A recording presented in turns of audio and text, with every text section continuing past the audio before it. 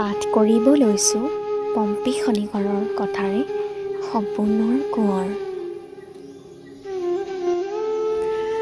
নিসংগ দুঃসময়বোৰত সপোনে দি যোৱা এই সুখানুভূতি।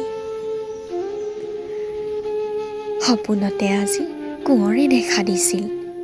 শান্ত সৌম্য মোৰ কোঁৱৰ যেন সুন্দৰৰ প্ৰতিমূৰ্তি। তেওঁ মোলৈ মিচিকীয়া হাঁহিৰেই চাই আছিল। তেওঁলৈ চাবলৈ মোৰ অলপ লাজ।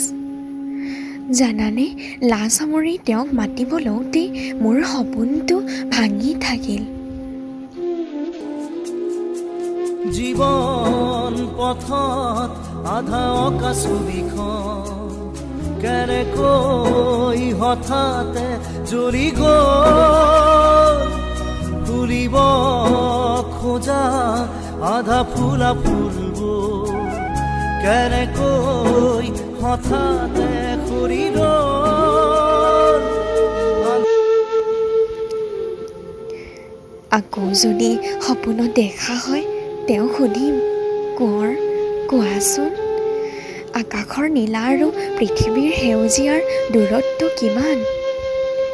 নদী আৰু সাগৰ একে হয়নে? আকাশৰ তৰা আৰু পৃথিৱীৰ জোনাকী পৰুৱাৰ পোহৰৰ পাৰ্থক্য আছেনে? পৃথিৱীত মানুহৰ দুখৰ পোচাক আঁতৰাই সুখৰ পোচাক পিন্ধাব পাৰিনে? আৰু যে কতো কি অপেক্ষাৰে মাথো।